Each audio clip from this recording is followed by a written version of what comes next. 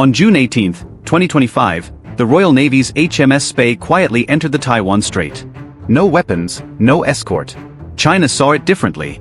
Within minutes, warships tailed the vessel.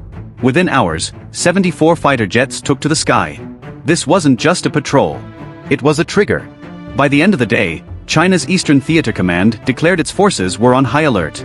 A dozen Chinese ships tracked HMS Spey through the strait like a shadow. And in the skies above, not yet, but they were coming. This wasn't some media stunt.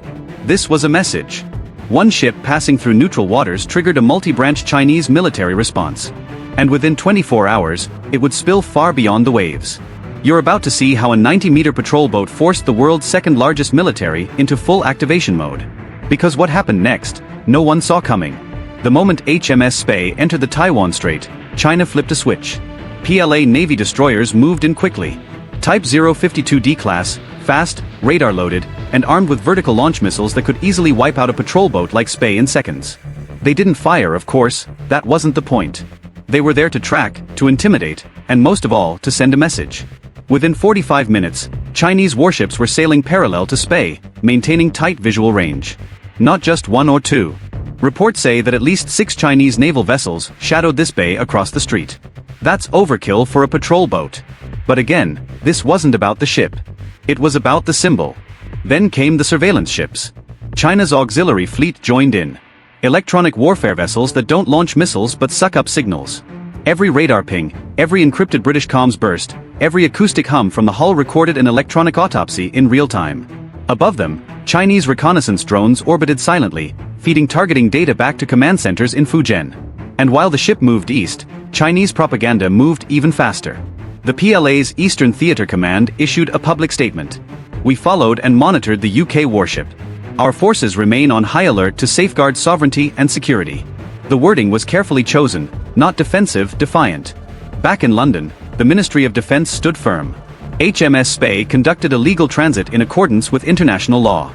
And they were right. Under the United Nations Convention on the Law of the Sea, the Taiwan Strait is international waters. But that doesn't stop China from treating it like its front yard. As HMS Spey continued its path through the strait, a second wave of Chinese ships moved into the region. This time from the south, a silent box formation began to form. Spey was never boxed in, but the threat was clear. If things turned hot, the Royal Navy ship would have no escape corridor. And that's when China activated the air leg of this operation. HMS Spey isn't a warship built for a fight. She's not a destroyer. She's not a frigate, not even missile-equipped. She's a river-class offshore patrol vessel. 90 m long, top speed just over 24 knots. Her job, maritime security, anti-muggling, search and rescue. Not exactly a frontline brawler. So why did she trigger such a massive Chinese response? Because of where she went and why. HMS Spey is part of the Royal Navy's permanent Indo-Pacific deployment.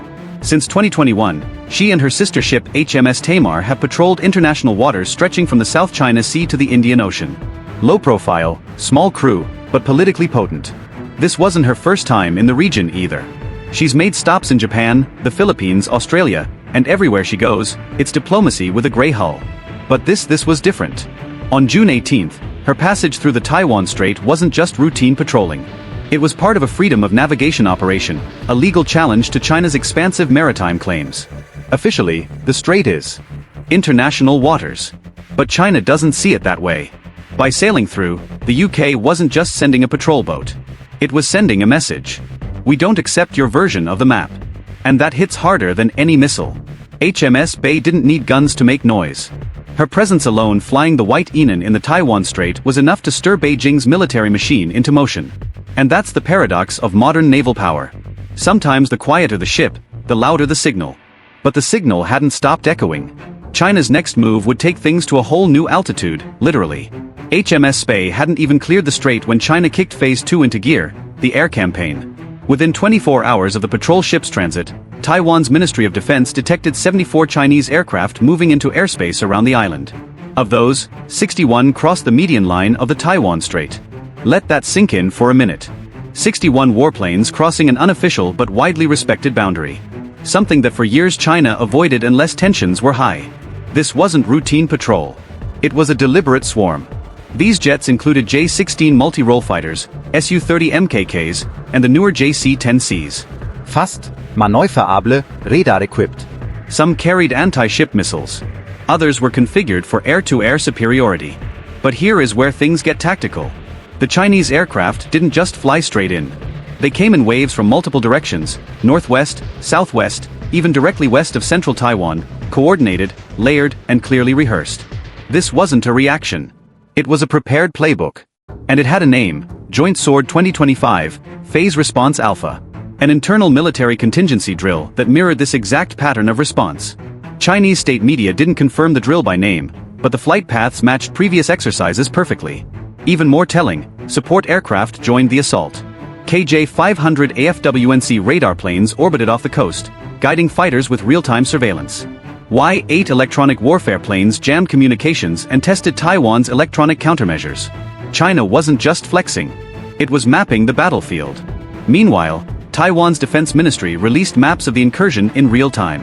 Each jet path, each break of the median line was logged, published, and broadcast globally. A digital record of escalation updated hour by hour. And while the public watched maps, the military watched intent. Because crossing the line wasn't about geography, it was about signaling.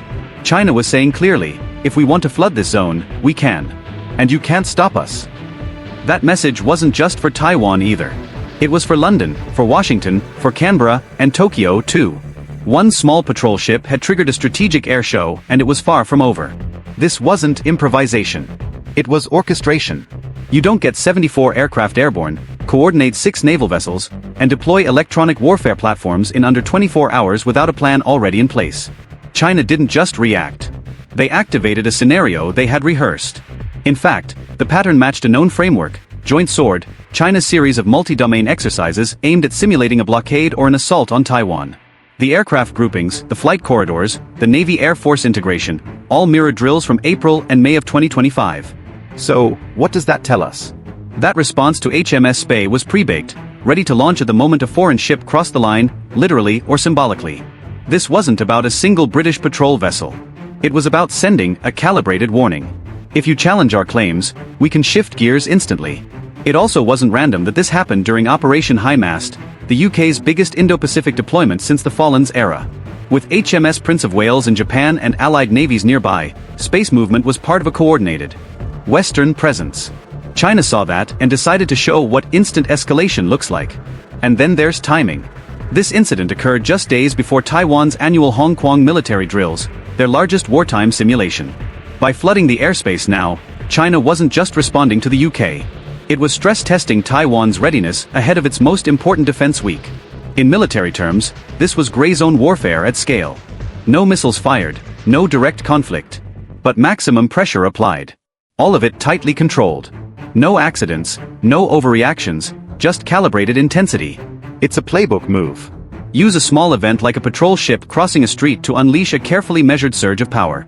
Show strength, force adversaries to respond, and remind everyone escalation doesn't require war. It just requires precision. The world saw a British patrol ship. Beijing saw an opportunity to rehearse its next crisis live. What the world witnessed wasn't chaos. It was choreography. China's response to HMS Spey was about control. Not just of the sea, but of the narrative. Every ship, every jet, every public statement was timed for maximum visibility. Beijing wanted headlines. It wanted reaction. And it got both. From a military standpoint, the operation was textbook power projection. You don't need to start a war to show dominance. You just need to respond fast in force and without blinking. That's exactly what the PLA did across land, sea, air, and cyberspace.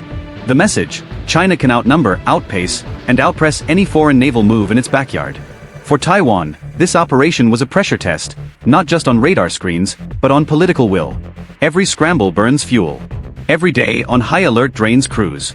Beijing's goal isn't just to intimidate. It's to exhaust death by 1,000 drills. For the UK, HMS Space mission was never about firepower. It was about presence.